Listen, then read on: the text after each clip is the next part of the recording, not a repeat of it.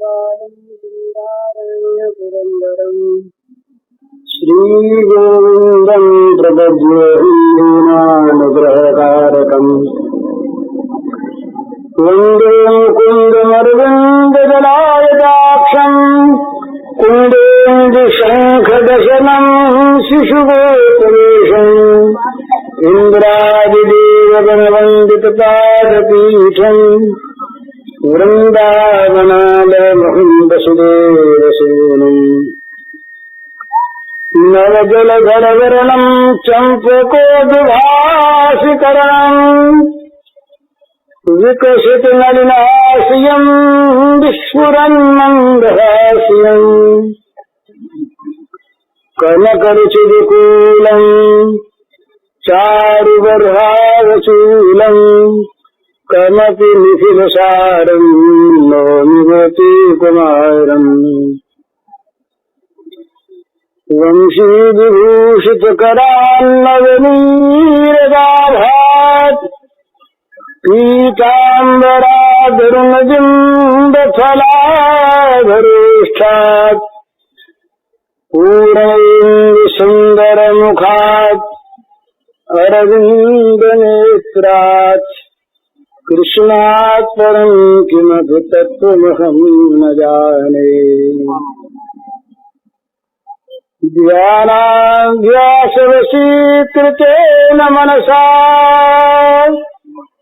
तन्निर्गुणं निष्क्रियम् ज्योति किञ्चन योगिनो यदि परम् पश्यन्ति पश्यन्त ते अस्माकं तु तदेव लोचन चमत्काराय भूयाचिरम् कालिन्दी पुलिनेषु यत्किमपि तन् नीलं धावति।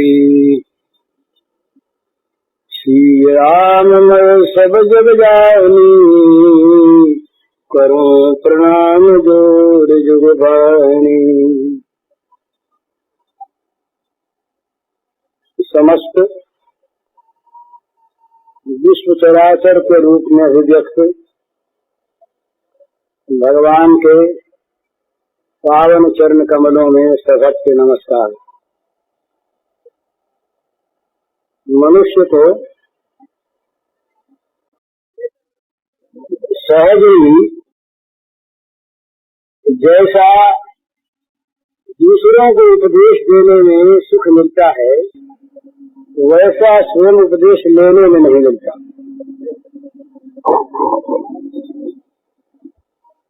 यदि उपदेश देने वाले लोग अपने उपदेश को स्वयं पहले ग्रहण करने लगे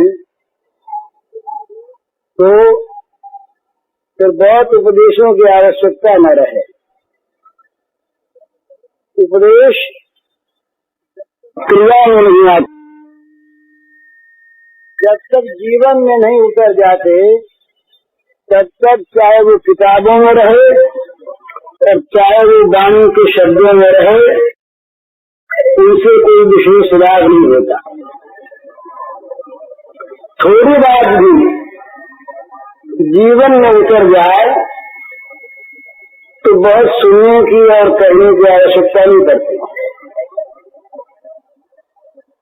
यद्यपि अच्छी चीज का कहना सुनना अच्छा है, दूसरी ओर अशुभ के सुनने कहने में मन न लगे और अच्छे के कहने सुनने के लिए मन लगता है अथवा बुरे के लिए अवकाश न मिले, अच्छे से फुर्सत न मिले तो इसमें लाभ की बात तो अवश्य है, परंतु वास्तविक लाभ तब तक नहीं है जब तक जीवन में वो चीज उतर न जाए। इसलिए प्राचीन काल की गुरु परंपरा में विशेष उपदेशों की आवश्यकता नहीं थी। मंत्र का अर्थ क्या है, गुरु ने उसके लायक चुपके से एक साधन बता दिया और वो शिष्य अपने साधन पर संलग्न हो गया, उसके करने में तत्पर हो गया, राह चलने लगा, चलेगा वो पहुंच जाएगा। पर जो चलेगा नहीं, केवल बात करेगा, बात सुनेगा, तो जैसे बिना खाए पेट नहीं भरता, इसी प्रकार बिना के कोई सफलता नहीं मिलती। तो साधन की सफलता के लिए साधन करना आवश्यक है। तो हम जो कुछ भी अच्छी बात सुने, समझे, कहें, वो हमारे जीवन में उतर जानी चाहिए। ये दृष्टांत मैंने दिया था एक दिन पहले भी, युधिष्ठिर वाला। युधिष्ठिर छोटे बच्चे थे तो पाठशाला में पढ़ते थे, तो गुरुजी ने कहा कि देखो, कोई मार भी दे तो गुस्सा ना आवे, ये बात सीख लो। सीख ली, विद्यार्थियों से पूछा कर सीख लिया, बोले सीख लिया, कोई मार दे तो गुस्सा ना आवे, सीख लिया। 10-5 दिन तक पूछते रहे, सबसे सबने सीख लिया, और युधिष्ठिर रोज कहते रहे नहीं सीखा। 2-3 सप्ताह के बाद युधिष्ठिर से पूछा कर सीख गए, बोले नहीं सीखा। तो गुरु जी गुस्सा आ गया कि छोटी सी बात सब सीख गए, नहीं सीखा। गुरु जी भी सीखे नहीं थे, नहीं तो प्रश्न नहीं करते। तो गुरु जी ने गुस्से में आकर के 2-4 बेत लगा दी। बोला आप सीखे, बोले हाँ आज सीख गया। बोले बेत लगाए से सीखा ना, क्यों नहीं सीखा? बोले महाराज बात यही है, आपने कहा था कोई मारे तो गुस्सा ना आवे, तो आज तक किसी ने मारा नहीं, तो गुस्सा आने की परीक्षा कैसे होती, सीखता कैसे? आज आपके मारने पर मैंने अपने मन की ओर देखा तो पता लगा गुस्सा नहीं आया, तो आज सीख गया। तो आज आपसे कहा सीख गया। बस इसी प्रकार से जीवन में बात उतर जाए। हम रोज रोज एक ही बात बहुत सुनते हैं, बहुत कहते हैं, और नई बात आती कहाँ से? उन्हीं बातों को घुमा फिरा कर 1000 बार कह दें। नया तरीका भले ही, नई बात कहाँ से आएगी? ब्रह्म सत्य है, जगत मिथ्या है, इसको 1000 बार कह दे, चाहे किसी रूप में कह दे। सर्वत्र भगवान ही भगवान है, किसी रूप में कह दे। भगवान से प्रेम करना चाहिए, किसी रूप में कह दो। बात तो उतनी है, उन्हीं का विस्तार अनेक प्रकार से हो सकता है, परंतु उतनी बातों में से जो बात जिसके जीवन में उतर जाए, वहाँ युक्तिवाद नहीं होता, उतार ले जीवन में बात। अर्जुन, एक घटना आती है महाभारत में। एक बार ये किसी ब्राह्मण की गाय तो डाकू लोग ले गए। रात का समय था, ब्राह्मण ने आकर पुकार थी कि मेरी गाय डाकू ले गए। अर्जुन ने पुकार सुनी। अर्जुन के धनुष बाण थे अंतःपुर में, और अंतःपुर में युधिष्ठिर महाराज उस दिन थे। ये नियम बनाया हुआ था कि जब कोई द्रौपदी के 5 पति रहे तो भगवान व्यास ने नियम बना दिया था, सुंदर का इतिहास कह करके, कि भाई जो भाई अंतःपुर में रहे उस भाई के सिवा अतिरिक्त उसके सिवा कोई और भाई अंतःपुर में उन दिनों में चला जाए तो उसको 12 वर्ष का देश निकाला हो। तो धनुष्मान थे अंतःपुर में। तो अर्जुन ने सोचा कि सामने 2 चीज है, एक और 12 वर्ष का देश निकाला है, तो एक और राजधर्म है, ब्राह्मण की गायों को बचा कर लाना है। उन्हें देश निकाला, अपने मन में स्वीकार किया, नीचे नजर किए, महल में गए, वहां से धनुष बाण लिया, ब्राह्मण की गायों की रक्षा हो गई। युधिष्ठिर को मालूम नहीं, सो रहे थे। दूसरे अर्जुन ने सभा में जा करके कहा युधिष्ठिर से कि महाराज मुझे 12 वर्ष का देश निकाला, मिलना चाहिए। युधिष्ठिर ने कहा कैसा, तुमने कसूर क्या किया, अपराध क्या हुआ? बोले अपराध ये हुआ, मैं रात को नियम भंग करके अंतःपुर में गया, इस काम के लिए धनुष बाण निकालना था और रक्षा करनी थी। तो धर्मराज ने कहा इसमें कोई ऐसी बात हुई नहीं। प्रथम तो मैं बड़े भाई के घर में जाना कोई दोष नहीं, और दूसरी बात तुम तो मेरे धर्म रक्षा के लिए गए थे, राज्य की रक्षा करनी थी, तुमने अच्छा काम किया, तुम्हारा कोई दोष नहीं। धर्मराज की इस बात को सुन करके अर्जुन ने कहा कि महाराज, मैंने आपसे ये सीखा है कि किसी बहाने से धर्म का लोप न करो, किसी युक्तिवाद से कोई युक्ति लगा करके, बहाना लगा करके अपने देश का समर्थन मत करो, अपने देश को छुपाओ मत। तो मैं युक्तिवाद से देश का समर्थन करना नहीं चाहता।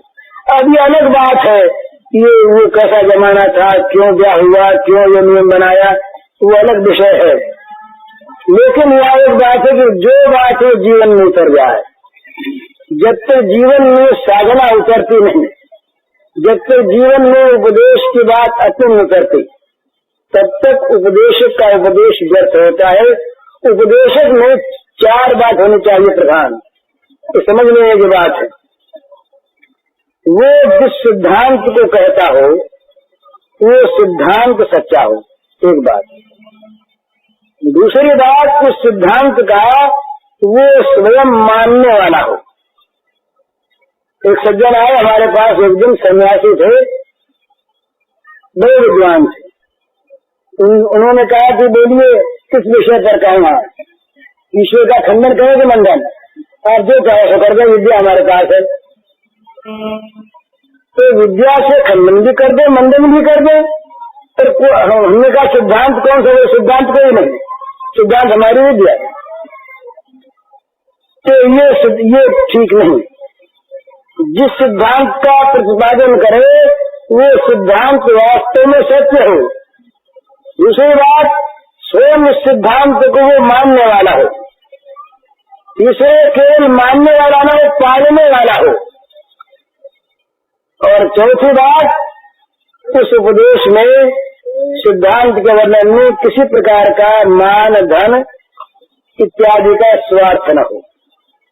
ये 4 बात उपदेशक में होनी चाहिए, तो उसका उपदेश अपने आप गृहीत होता है। उसको देख करके लोग बात मान लेते। उपदेश पेशा नहीं होता।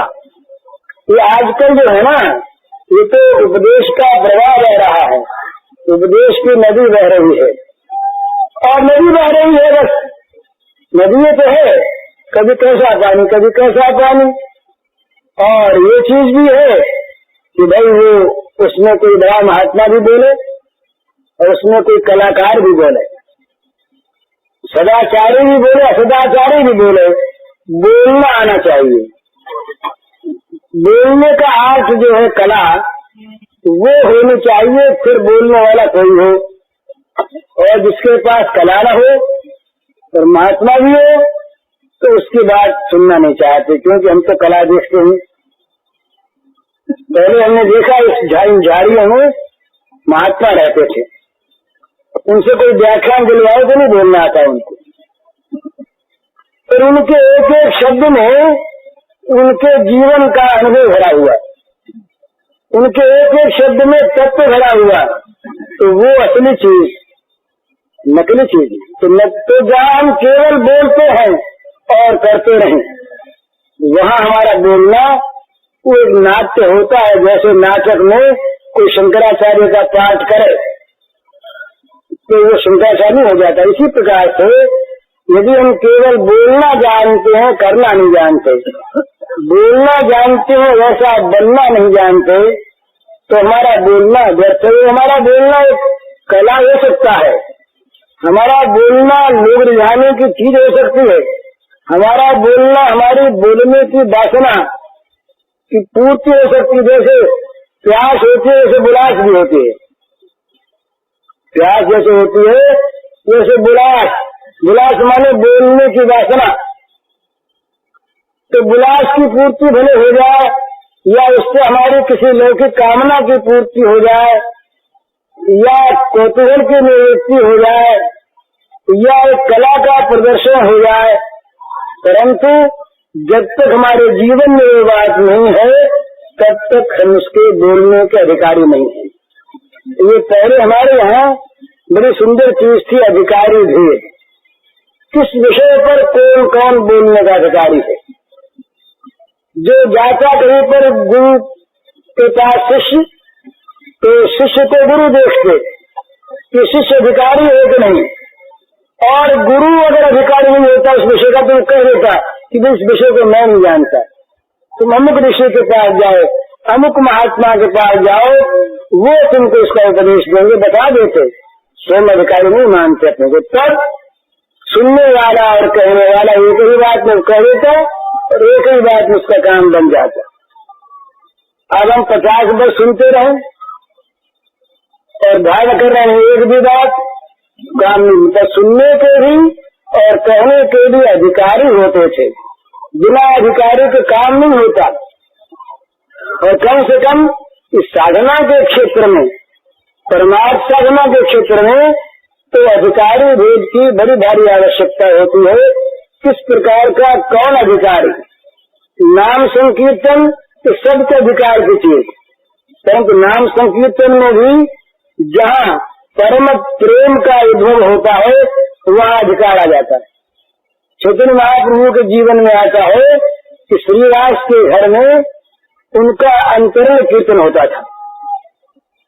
कीर्तन एक तो सामूहिक बाहर, एक अंतरंग कीर्तन जिसमें कुछ प्रेमी गण प्रेम में उन्मत्त होकर झूमते हुए अपने आप को भूलकर कीर्तन में मस्त हो जाते थे।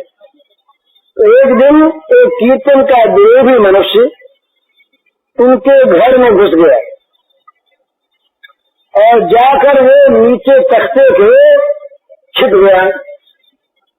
उस दिन कीर्तन में वो प्रेम रस का उद्भव नहीं हुआ। तब महाप्रभु चैतन्य ने कहा कि कोई विजातीय तत्व है, यहाँ पर कोई विजातीय तत्व है। तो देखा गया तो तख्ते के नीचे एक आदमी सोया हुआ था, लेटा हुआ। पता लग गया कौन है, जो हमेशा कीर्तन का विरोधी था। उसको तो लाभ हुआ, उसके तो मुझे पड़ती, लेकिन जब तक उसको बाहर नहीं किया गया तब तक प्रेम रस उत्पन्न नहीं हुआ। तो साधना के क्षेत्र में इस दिन मैंने बताया था कि ये खेल नहीं है।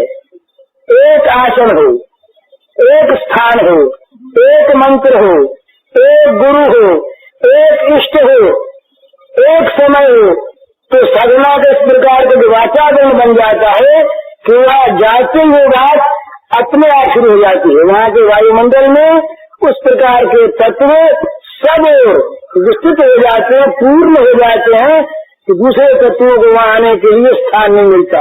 तो सब साधना के तरीके से पहले साधना बाजार की चीज नहीं, साधना दुकान पर नहीं मिलती, दिखती नहीं।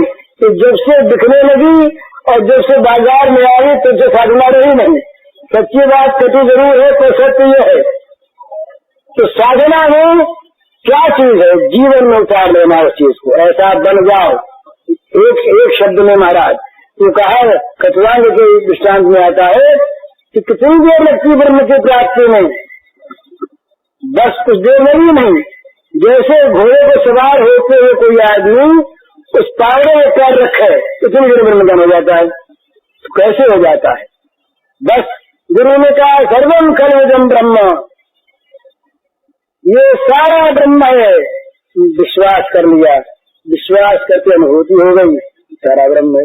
क्या देर लगी? था तो सही। केवल विश्वास से सुखदेव मुनि जाते हैं जनक महाराज के पास, पिता व्यास के भेजे हुए।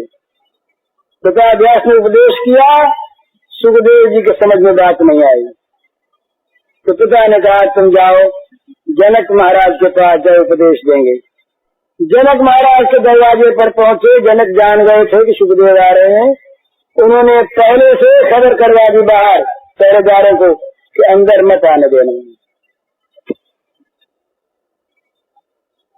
सुखदेव मुनि द्वार पर आए, अंदर जाने लगे। पहरेदार ने कहा महाराज रुकिए, अंदर जाने की आज्ञा नहीं। खड़े हो गए, स्वागत किया। तो सत्कार किया, न कुर्सी आसन दिया, न गुप्तचर देखते रहे कैसा कैसा मुख की आकृति कैसी बनती है। आकृति विज्ञान वालों ने देखा जैसा का तैसा मुख है। जाकर खबर दी गई कि ये हाल है। जनक महाराज से कहा कि ये हाल है सुखदेव मुनि का।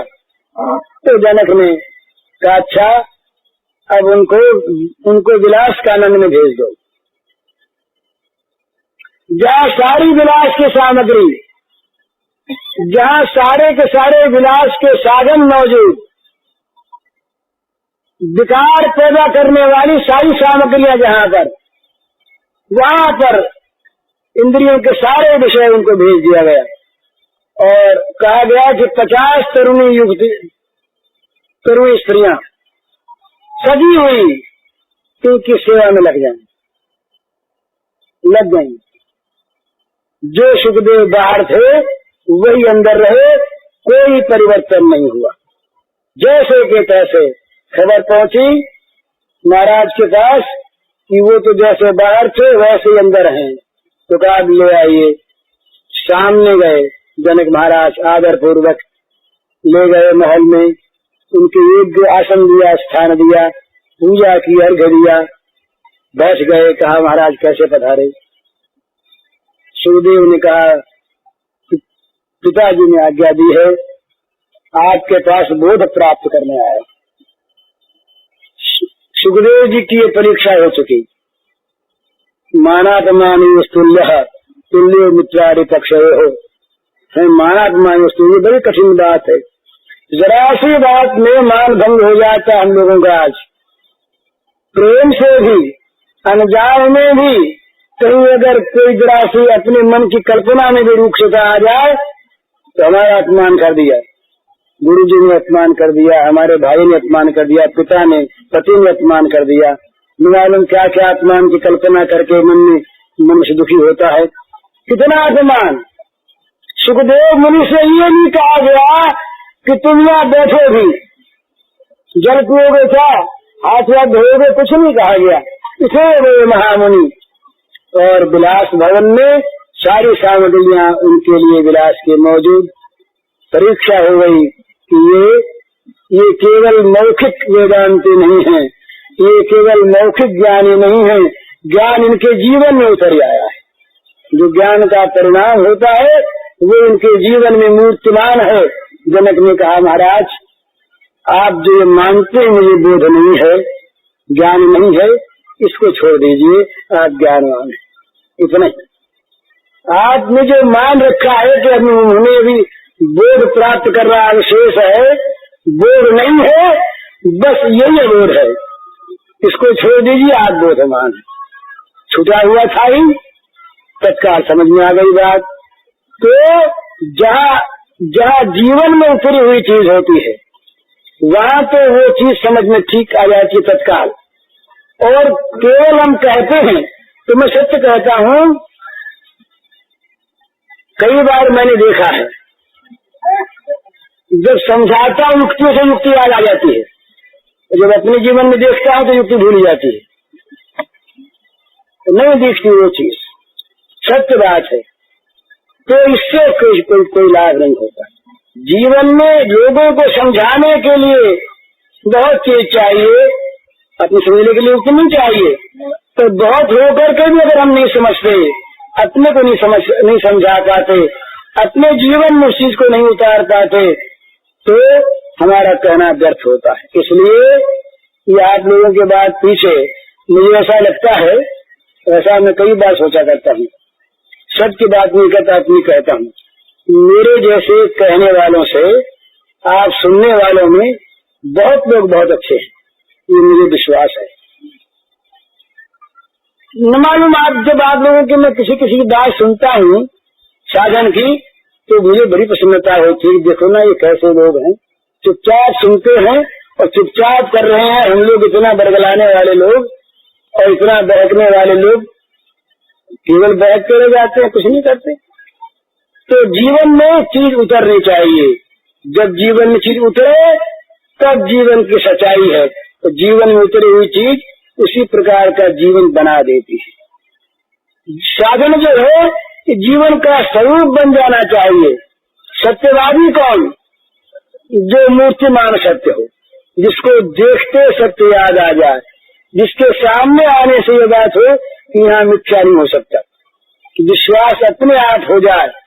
युधिष्ठिर और इनकी एक बात है दुर्योधन की, महाभारत की नहीं है, अन्यत्र की है। युधिष्ठिर और दुर्योधन के बर्ताव के बाद है। युद्ध हो चुका, समाप्त हो गया। अब केवल दुर्योधन का वध अवशेष है। दुर्योधन के मरे बिना पांडवों की विजय नहीं हुई। दुर्योधन को वध करने के लिए भीमसेन कृत संकल्प हैं और दुर्योधन बचना चाहते। दुर्योधन गया माँ के पास, गांधारी मैया, गांधारी मैया का वो प्रबल प्रताप पातिव्रत का, एक बार क्रोध की आंखों से उन्होंने देख लिया, युधिष्ठिर के नख जल गए, नख जल गए। इस प्रकार का उनका प्रबल तेज माँ के पास गया। माँ ने तो पहले से आशीर्वाद देना बंद कर दिया था।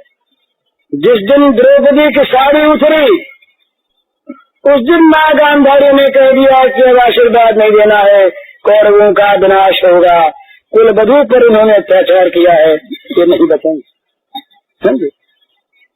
माँ गांधारी के पास दुर्योधन गया, माँ बचना चाहता हूँ।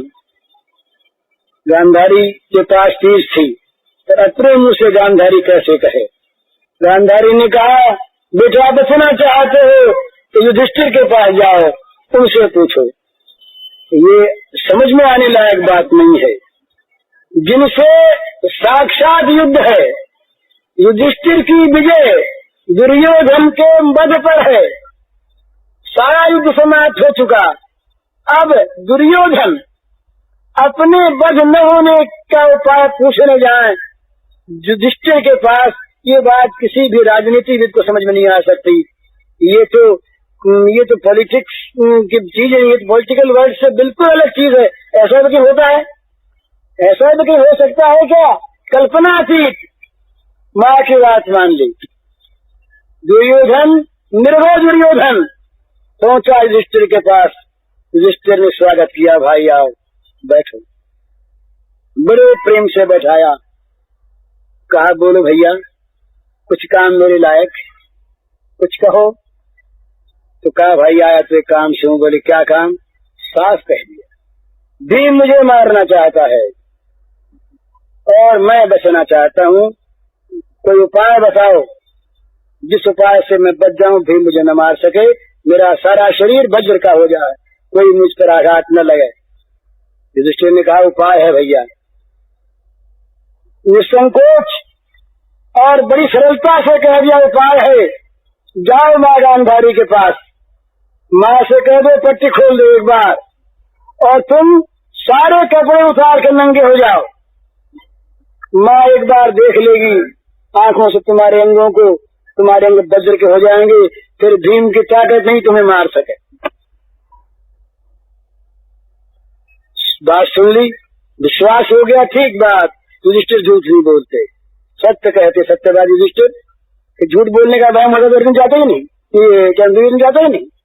तो वहम होता कि खैर माँ तो बुढ़िया ऐसे कह सुन दिया है, कहीं बहरी के पास जाओगे सच्ची बात बताएगा। तो युधिष्ठिर के संबंध में दुर्योधन के मन में भी ये विश्वास, जो शत्रु है, कि वो झूठ नहीं बोलेगा, सत्य कहेगा। इस विश्वास के आधार पर चला गया दुर्योधन, बात सच्ची बता दी। लौटने लगे, भगवान कृष्ण ने देखा कि बना बनाया सारा काम खत्म हो जाएगा थोड़े से में। दुर्योधन जी कहाँ पधारे थे? सत्य कह दिया, मैं गया था युधिष्ठिर के पास। क्यों गए थे? पहले पूछने गया था कि मेरा शरीर वज्र का हो जाए। तो उन्होंने क्या बताया? कहा माँ गांधारी के सामने वस्त्रहीन होकर चले जाओ, माँ से कह दो पट्टी खोल के एक बार देख ले, वज्र का हो जाएगा। तो सत्य है, बिल्कुल सत्य है। भगवान कृष्ण बोले बिल्कुल सत्य है, युधिष्ठिर ने सत्य कहा है और माँ गांधारी की आंख में यही शक्ति है। पर दुर्योधन जी, इतने बड़े आप शूर, इतने वीर, आप मृत्यु के भय से इस अवस्था में माँ के सामने नंगे उठ जाएंगे? शर्म नहीं आएगी आपको? हाँ बोले, बात तो ठीक कही आपने, बात ठीक कही, तो क्या करें?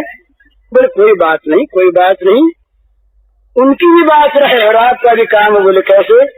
बोले आप कटी से नीचे और यहाँ तक जिसमें जंघा प्रांत ढक जाए इतना आप जांघिया पहन लें और फिर चले जाए। कहा ठीक ठीक, बात समझ में आ गई। भगवान की माया मती थोड़ी गई सारी की सारी, वो तो निमित्त मात्रम भव साचन।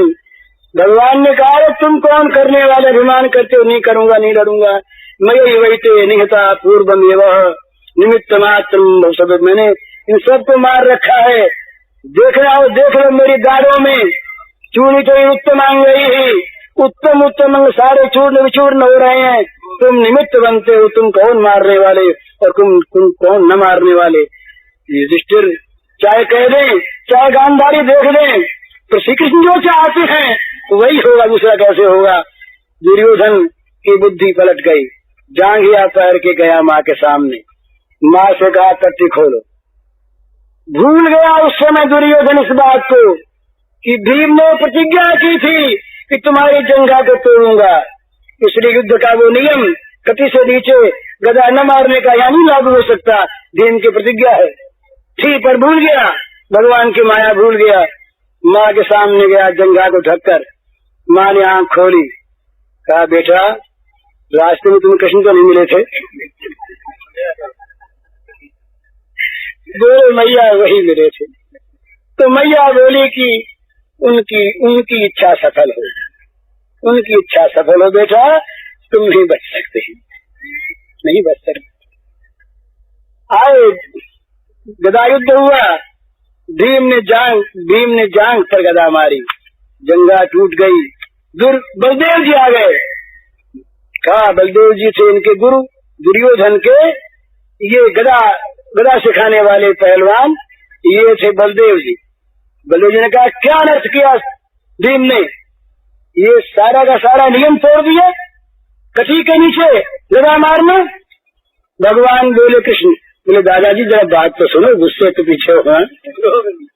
भगवान की ये सुन करके और हंस गए दाऊ जी को पकड़ लिया, वहां का बड़ी सुंदर झांकिया कृष्ण ने पकड़ लिया, दोनों पकड़ लिया, कहीं छुड़ाए। तो दादाजी सुनो, ये भीम ने प्रतिज्ञा की थी, जब दुष्ट ने बड़ी सभा में कहा था द्रौपदी से कि मेरी खुली जांघ पर इसके विषय नंगी करके बैठा दो, उस समय भीम के हृदय में आग लगी थी, आप उस समय होते क्या करते?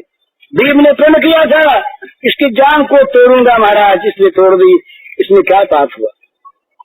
दाऊ जी बोले भैया तुम जानो, तुम्हारा काम जाने, हम तो जाते, हम तो चलते। दाऊ जी चलते हैं भले। इस दृष्टांत के कहने का मेरा तात्पर्य होता है सत्य से, जिसके जीवन में सत्य मूर्तिमान युधिष्ठिर के, उसके सत्य पर शत्रु को भी विश्वास कि झूठ नहीं बोलता। दूसरी बात इससे एक और सुंदर समझ में आती है कि हम लोग जो कुछ प्रयास करते हैं, ये प्रयास तो हमें करना चाहिए, कर्तव्य का पालन करना चाहिए, पर भैया संसार में होगा वही जो राम रच राखा, तू करी तर्क बढ़ा वही शाखा। बस जो भगवान रच रखा है, हम लोगों की उल्टी मती है, जो चीज विधि की रखी हुई है, सांसारिक हानिलाभ उनके एकदम जीवन भर प्रयत्नवान रहते हैं, कर लेंगे, अच्छी कर लेंगे। तो जो भगवान चाह पुरुषार्थ से प्राप्त होते हैं, उनके लिए कहते भाग में होगा तो भजन होगा। भजन क्यों नहीं करते? मेरे भाग में लिखा नहीं, क्या करें? अरे भाग में धन लिखा है, कैसे पता लग गया कि जिसके लिए रात दिन झूठ बोलते हो, कपट करते हो, गंगा बहा करके भी धनी मांगते हो, क्या पता, कैसे पता लग गया? पर ये मोह है, तो भगवान पर विश्वास करे।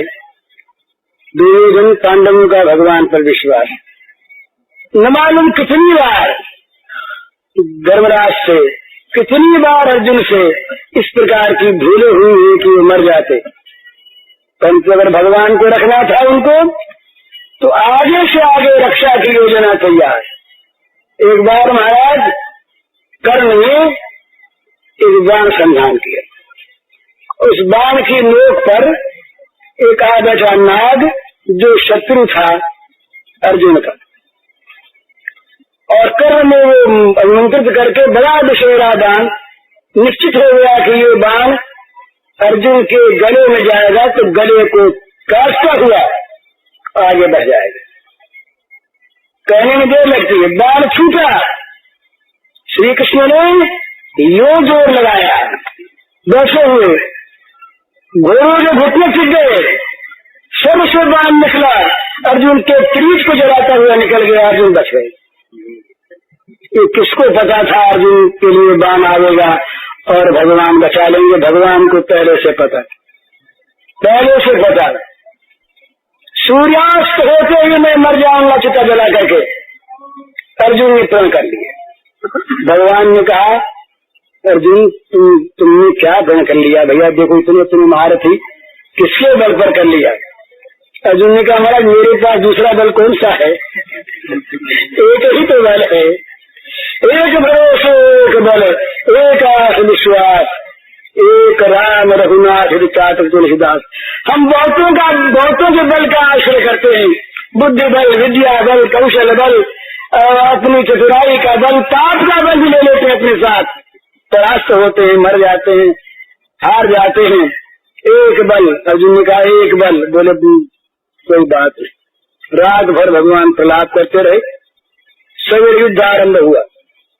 अर्जुन बढ़े, रास्ते में घोड़े फंस गए, तो अर्जुन से कहा भगवान ने कि अच्छा एक काम करो, बाणों का यहाँ पर घेरा बनाओ, जल निकालो पृथ्वी से बाण मार के, और यही मैं इन घोड़ों को धोऊंगा, इनको ठीक करूंगा।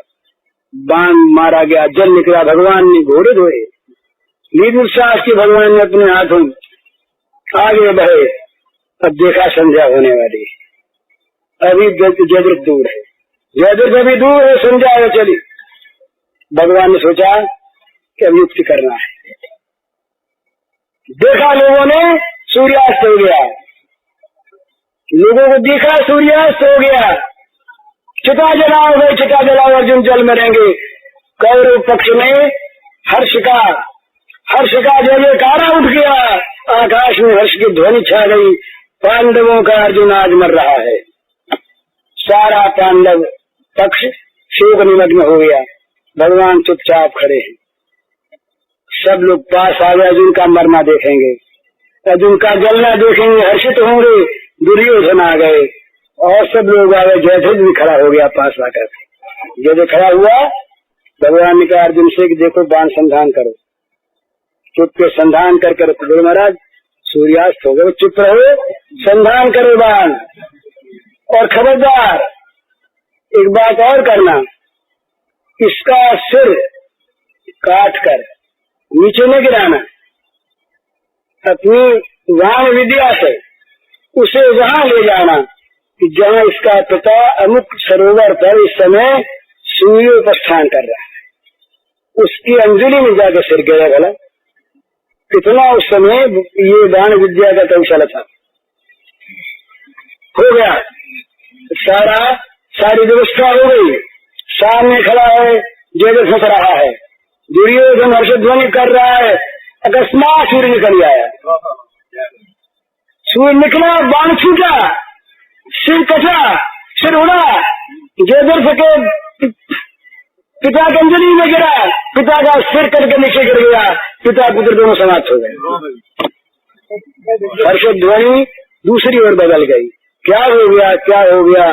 किसी ने कहा कृष्ण का जादू था, किसी ने कहा बादल आ गए, हम लोग समझे नहीं, कुछ था, वो था श्री कृष्ण का अपना भक्त का कार्य। तो इस प्रकार से भगवान अपने आप रक्षा करते, जो कुछ उनको करना होता है वही होता, हमारे किए कराए कुछ होता है वादा नहीं है। इसलिए ये जीवन में जो हमारा उपदेश हो वो हमारे जीवन में पहले उतरे, इसकी बड़ी आवश्यकता है। जो आप सुनी हुई बात सब नहीं याद रहती। लोग कहते हैं हमसे कि भाई हम सुनते बहुत पर याद सब नहीं रहती। सब कैसे रहे, तुम कोई ग्रंथ थोड़ी हो कि सब उसको लिख के रख लो एक एक बात। न मालूम कितनी बात दिन भर कहने वाले कहते सबको याद रखोगे माथा खराब हो जाएगा, पागल हो जाओगे। सब याद रखने की बात नहीं है। जिसके लिए जो बात आवश्यक हो वो याद कर लो। उपदेश एक होता है, उसके अर्थ एक होते हैं। अपना साथ ले लो। ये ब्रह्मा जी के पास देवता गए, मनुष्य गए, राक्षस गए, तो महाराज उपदेश करे हम लोगों के लिए। कहा तीनों चढ़ाते बोले तीनों, तो अच्छा सुनो। कहो महाराज बोले दा हो गया, दे में हो गया, हाँ बोले हो गया।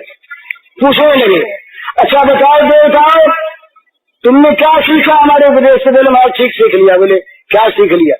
कहा महाराज हम स्वर्ग लोक में केवल भोग भोगते हैं, हम भोगों के लिए स्वर्ग में जाते हैं। आप कहते हैं दमन करो, वैसे आपने कहा इंद्रियों का दमन करो, भोगों से मन को रोको। बोले ठीक कहा भैया तुम जाओ। मनुष्यों को बोला तुमने क्या सीखा भैया? क्या? बोले महाराज ठीक कहा आपने, हम लोग कर्म योनि है, कमाते कमाते हैं। आप कहते कमाते कमाते मतलब दो दान करो, दो से आपने कहा दो दान करो, देते रहो। बोले ठीक कहा, ये तुमने हमने कहा ठीक समझा। बेटियों से कहा तुमने भी कुछ सीखा? बोले सीख लिया महाराज। क्या कहा? बोले महाराज हम लोग बड़े निर्दय हैं, बड़े क्रूर हैं, आपने कहा दया करो, दया करो। सीख लिया, ठीक बात। तो देश एक शब्द था, एक अक्षर था, तो तीनों अधिकारियों के लिए उसमें तीन अर्थ थे, ठीक अर्थ लिए गए। तो इसी प्रकार से जैसे उन लोगों ने लिया, जितने हम लोग सुनने वाले और कहने वाले अपने अपने मतलब की चीज ले ली। मतलब क्या थी? ये नहीं कि अपने देश के समर्थन के लिए ली। हाँ बोले भाई जी ने आज ये गाय के माखन की चोरी की थी श्री कृष्ण ने, तो उन्होंने चोरी की, फिर हमारे करने में क्या बची है? हम तो जन्म चोरी करेंगे। ये नहीं सीखना है, ये नहीं सीखना है। अपने पाप के समर्थन की बात नहीं सीखना है, इंद्रियों के दमन की बात, मन के नियंत्रण की बात, भजन की ध्यान की बात, सदाचार की बात, भगवत प्रेम भक्ति की बात, ज्ञान वैराग्य की बात। ये बात है जिनको जो रुचिकर लगे सीख ले। तो सीखने का अर्थ है जीवन में उतार ले, सीखने का अर्थ है जीवन में उतार ले। बस जो सुना ठीक वैसा बन गया, और बनने का अगर जीवन में आ गई तो एक ही बात महाराज, और बात नहीं, एक चीज रक्षा कर देगी। अगर एक को आप पकड़ के रख लीजिए, किसी एक अच्छे साधन को, एक सब साधनों को ले आएगा।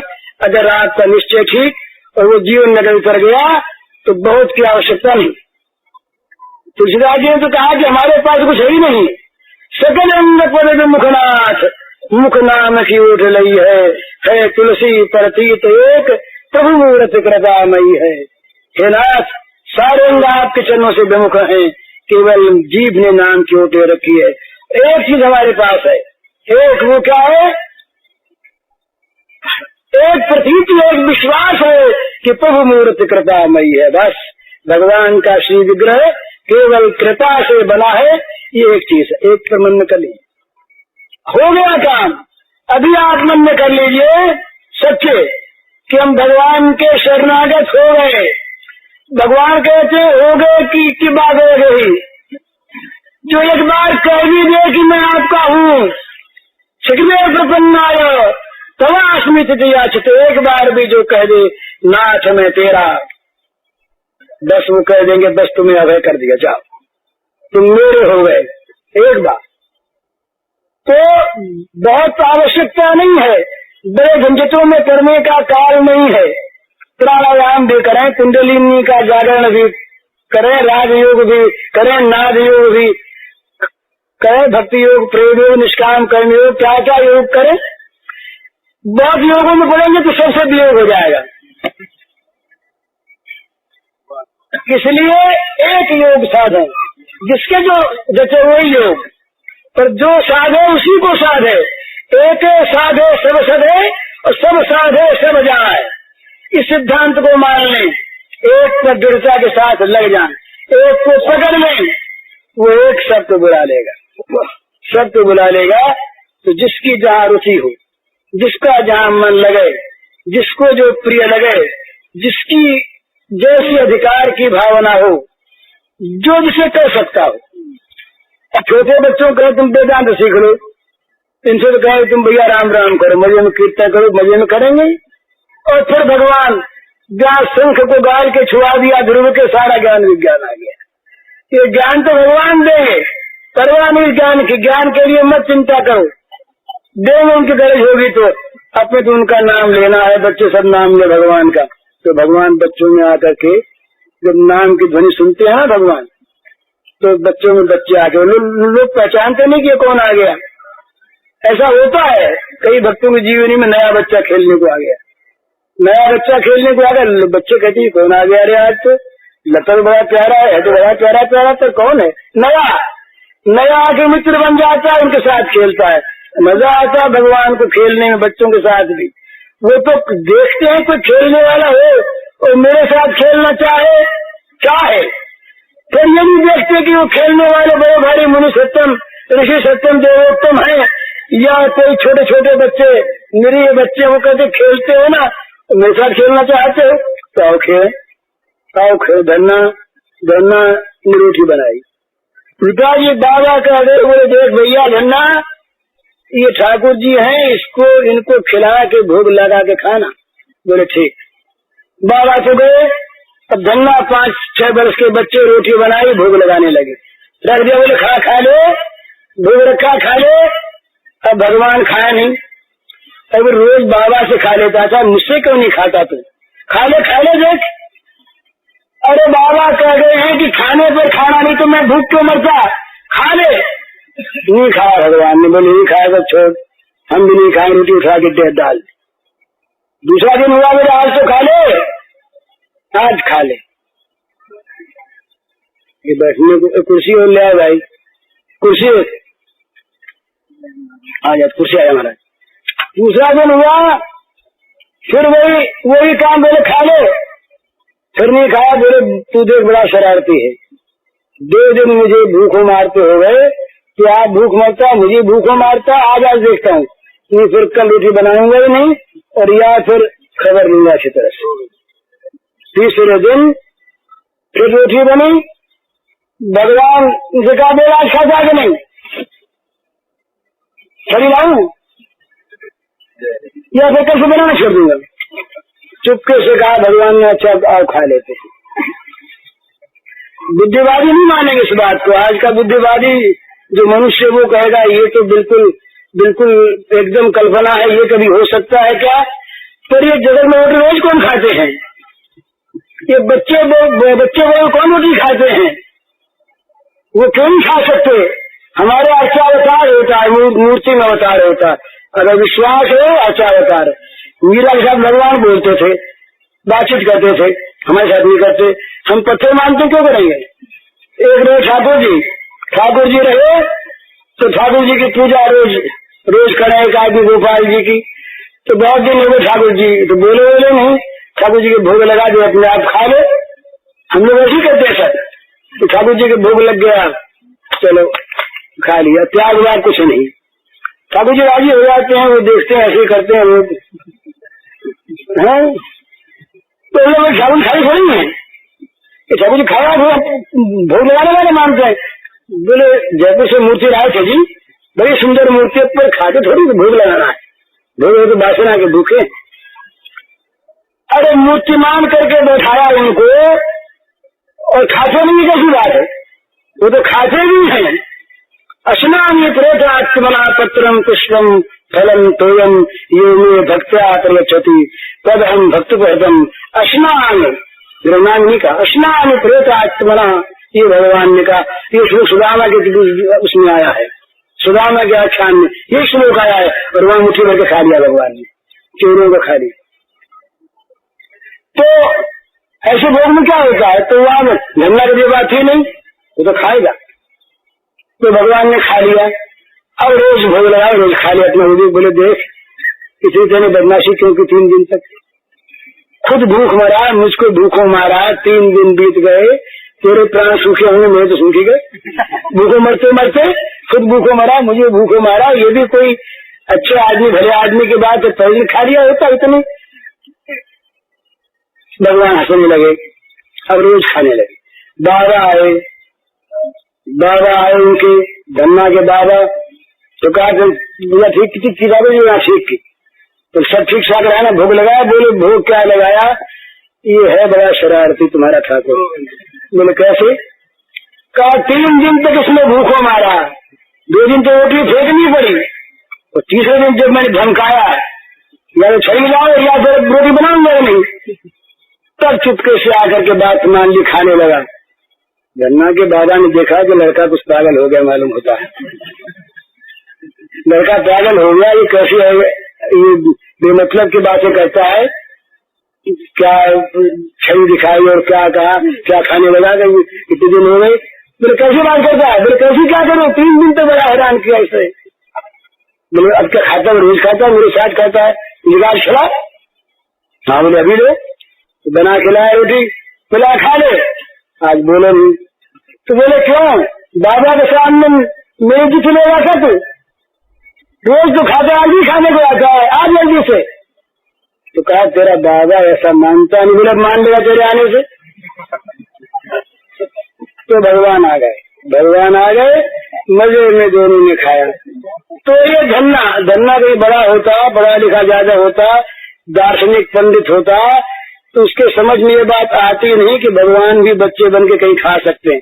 वो समझता, वो युक्तियों से, तर्क से, न्याय से, सब तरह से लगाता कि कौन सी युक्ति संगत है, इसमें कौन कौन प्रमाण है, कौन ये प्रत्यक्ष प्रमाण है कि आत्म प्रमाण है कि कौन सा प्रमाण अनुमानक प्रमाण है, कैसे सिद्ध किया जाए, क्यों पर माना जाए, इसकी कैसे सिद्धि होगी। सब वहाँ सिद्धि फिद्धि कुछ नहीं, वहाँ तो खा ले तो सिद्धि, न खा ले तो असिद्धि, सीधी सी बात।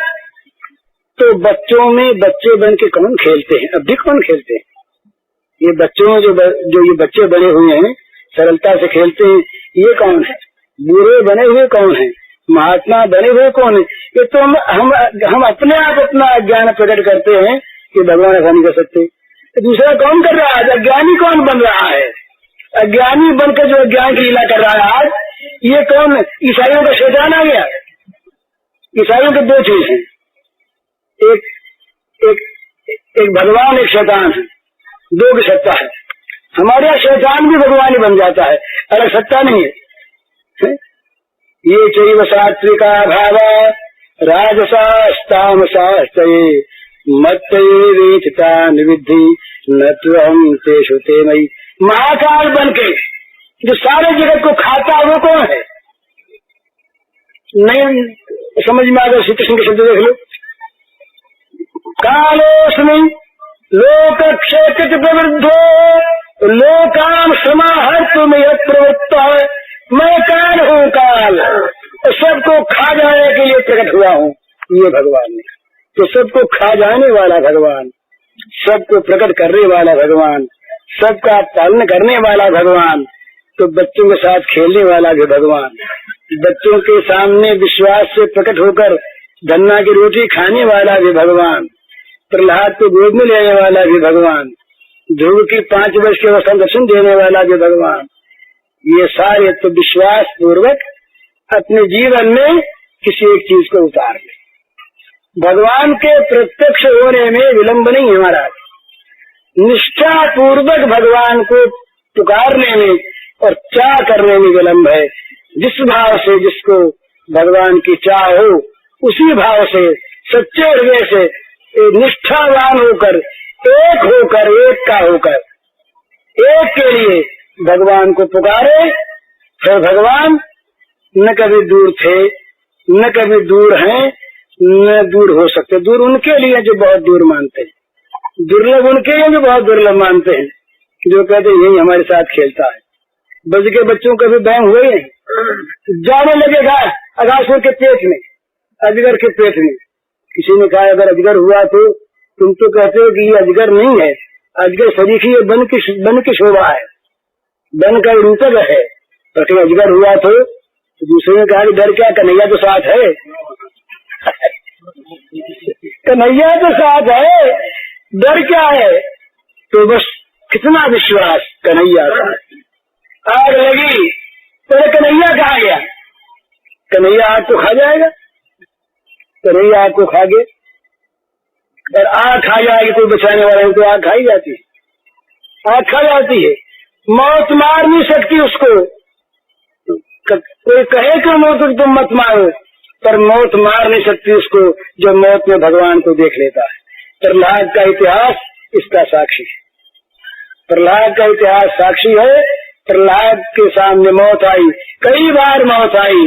मौत को हिरण्यकशिपु ने नाना रूपों में प्रहलाद के सामने भेजा, पर प्रहलाद को मौत मार नहीं सकी, मौत मार नहीं सकी। क्यों नहीं मार सकी कि मौत में मौत पना जिसका दिया हुआ है वो जब रक्षक हो जाता है, अग्नि में अग्नि पना जिसका दिया हुआ है वो जब निकाले उसमें से, केनोपनिषद की कथा सब जानते होंगे। अग्नि का अग्नि पना नहीं रहा, वायु का वायु पना नहीं रहा, एक पेड़ को न उड़ा सके न जला सके, बात तो उनकी थी, भगवान की। तो इसलिए एक निष्ठ होकर अपने जीवन में उस वस्तु को उतार कर जीवन वैसा बना दें, ज्ञानी बने, भक्त बने, कर्मी बने, निष्काम कर्मी बने, जिसको जो अच्छा लगे सो बने, पर भगवान के लिए बने। तो जो बने उसी में पातिव्रत धर्म का पालन करें, बस एक ही ये है, दूसरा अच्छा इससे हो वो हमें मतलब नहीं। हमारा तो यही है, हमारा तो यही। इसी प्रकार निष्ठा रहे और साथ साथ उस निष्ठा में श्रद्धा रहे। मन में जो बात बात में अपने मन की चाहता है ना, वो साधक नहीं बन सकता। साधक तो अपने मन को खोने वाला होता है, साधक तो अपने मन को खोकर साधन के मन की बात करने वाला होता है। साधन जो कहे अर्थात उसका भगवान जो चाहे वही उसका मन है। अपना मन कहीं बीच में आए साधन नहीं हो सकती। जैसा तरफ जो उठना है, बोले हमारा मन तो ताज उठने का है, आगे उठेंगे तो नहीं साधना होगी। जो कुछ वहां से आज्ञा हो गई, इशारा हो गया, संकेत मिल गया, बस वो जीवन है।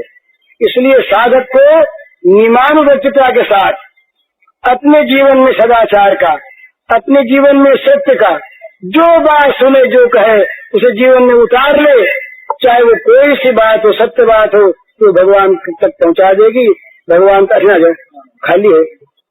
हरिओम सत्संग। पूज्य श्री भाई जी के इस प्रवचन का शीर्षक है साधन की उपयोगी बातें और इसका कैसेट संख्या है 22।